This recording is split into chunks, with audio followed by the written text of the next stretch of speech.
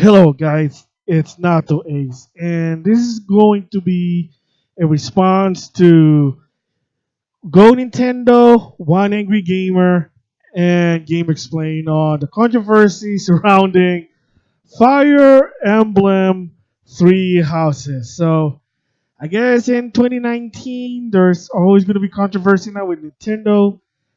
Well, I guess they had been controversies in the past, but I'll explain that later. And that is the voice actor for male Byleth. Apparently, the person that was chosen had a controversial past, and the reason I found out about this is that it started was a certain type of community in this certain type of website that, let's just say, a lot of people don't really like because they're the same website who made a controversy mark about Mr. Game and Watch Two Frame Fire Smash Attack because he's a Native American based on a Game and Watch game, and as well as Catherine, one of the characters, because had a change of self destiny. Let's just say that I'm trying to be nice here, and it's always the response is, "Oh, they demand to remove it, get rid of it. Oh, it hurts." With the way they do it is the demand with their virtual torch and pitchforks, and it's something that's really annoying. A lot of people are annoyed about it. I can't blame them because I'm also annoyed. So the latest one is Fire Emblem Three Houses with the voice for male Balin. So first of all, Nintendo again props for English dub. Yeah, you know me with English dub, whining about it. Different story there. So when people found out about that, the guy who's playing male Balin is Chris Niosi. They're pissed. They don't like it. And again, with their virtual pitchfork and torch, they demand to Nintendo to get rid of this person. And I'm like, at first, and then there was more than MCI to the story. And you'll be surprised why, sort of my opinion, kind of leaning towards I can understand why they did it, why Nintendo did it. But when I first heard about this situation, I'm like, great.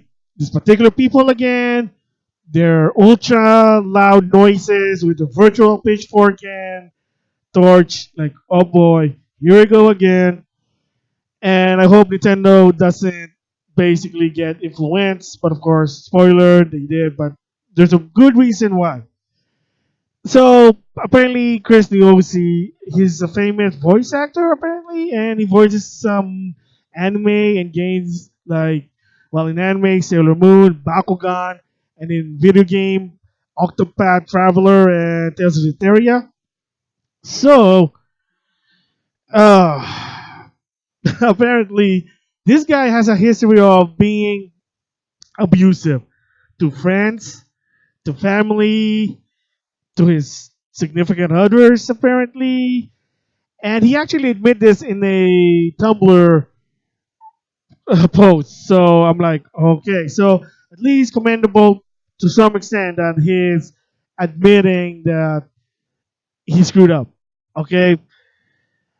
And but apparently that wasn't really enough because some people also said, well, why did he defend himself? Why did he basically admit it? To some extent, you don't want to double down. Look what happened to Philip Muniz. If you know who that person is, he doubled down and look what happened to his. Look at the result. Let's just say that. And for people who don't know, he plagiarized and then he denied the plagiarism and he called out people and it backfired on him. Let's just say that. So anyway, what is the controversy here? So people want him to be removed for Fire Emblem Three Houses, and there was a hint that it actually was going to happen because at the same time, Fire Emblem Heroes they were promoting Three Houses because of the characters, and you get to chance to play as Male Byleth as a five-star gotcha character, and they noticed that his name wasn't mentioned there. Before, from what I heard, it was because there's also like a free bonus pre-order if you register the game at My Nintendo. The same account that you're using for Fire Emblem Heroes, you get the character. They say in the beginning his name was there, and then later on some sort of update, the name wasn't there anymore. And then in a trailer from the Nintendo Mobile YouTube channel, they showed that the new voice actor for Fire Emblem Heroes is Zach Aguilar, aka the voice of Genos. Awesome, thumbs up there. So people are now saying, hopefully, well, maybe this is a sign that he's going to be replaced also with Three Houses. And yep, on June 27th, yes, it's been revealed that Nintendo did remove the guy's voice from Fire Emblem Three Houses. And yeah, so people are happy about it. So at first, when I heard about, oh, they did it, I said, oh no. Did Nintendo once again cave in about this? Because, like, seriously, you're going to cave in because of a certain group with their virtual pitchfork and torch? So I'm like, okay, so this is not good to some extent. I'm like, are you trying to protect your reputation? Well, that's not cool.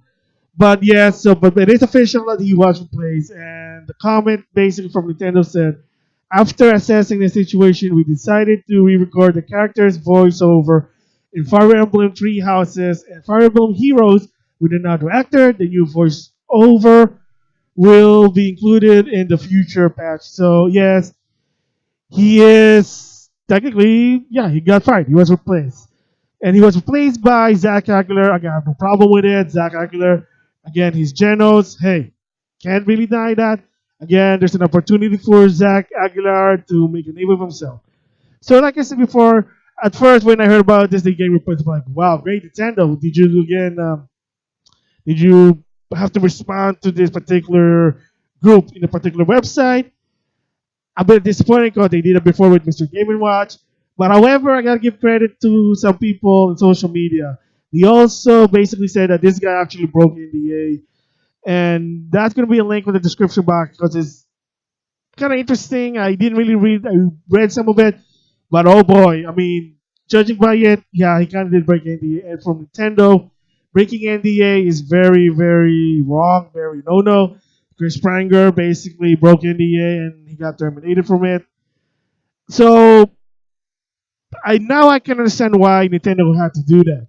If it was only because of his past history, then I would say, come on, Nintendo, can a guy get a second chance, or this is something that's probably not worth giving a second chance because of his reputation. Of course, you gotta protect your reputation.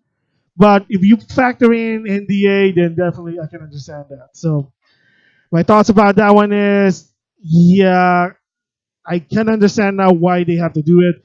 When you break NDA, especially for Nintendo, that's a zero tolerance for them. They don't really give you a second chance. So yeah, he broke NDA and you had that coming. I mean, you got a privilege and you kind of blew it there. But factoring also him basically being abusive, then no. Didn't really help you there. So yeah, and the reason I'm doing this video basically because on Twitter I kind of made some posts there, and I just kind of at first I said, okay, if you just complaining because of his past history and he's trying to change, then come on, Nintendo, you can do better than that. But putting in the NDA, then I can understand that. So yeah, that's my thoughts about Chris the OC getting replaced by Zach Aguilar. Again, I have no problem with that. I have no complaint. I mean, am I going to get Fire Emblem Three Houses? Eventually, in the long run, there. So yeah. So with that, I'll see you guys later. All right. So like again, I wanna again to some extent, like just say apologies a bit about it. That you might say, hey, why are you defending Chris Niosi? Or why are you even talking about the guy? You know he's an a-hole. Yes, I know his. I read the articles about it, being abusive. Yeah, that is kind of jerky. I mean, I don't really condone that. That's disgusting in my opinion. But I mean, if the person wants a second chance, I mean, why not? I mean, how would you feel when you're in that situation? But I can understand why people would not. And like I said, because of a particular website, the community there, or the one that started it, in my opinion, from what I heard, 'cause that's where the news came from. I'm like, but of course, breaking NDA, then definitely I can understand that. The final thing I want to basically do is that I also did an extended version on this with more factors in it, such as did Nintendo know about the situation or not? Why did they hire Chris Lopes? I gotta give my theory on that one, but unfortunately, that particular recording, it was 20 minutes long. It was really long, so yikes there. So what I'm gonna do here is I'm gonna post this one first up, and then probably a day or so later, I'm gonna post the extended one for both of them. You know what? Listen at your own risk. But yeah, I'm just giving my opinion about it. Basically, giving a response, like I say, to Go Nintendo, One Angry Gamer, and Gamexplain because they're the one that's basically kind of started to talk about this. So there you go. Just wanna basically give my closure about it because I kind of was involved in Twitter about this thing. Because at first, like I said, didn't like the situation, but when more info was coming in, especially the NDA thing, it just made more sense there. Yeah, so the follow up. So again, before I close this, there will be an extended version on this that's gonna be like posted days later from this one. So yeah, thanks for listening for this one.